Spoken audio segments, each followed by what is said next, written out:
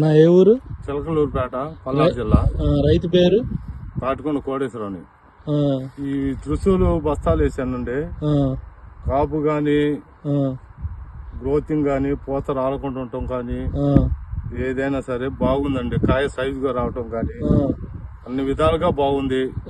నేను ఇప్పటికి 2 సార్లు వేసాను. వేసిన దానికి తేడా ఉందన్న? తేడా కనపడుతుంది.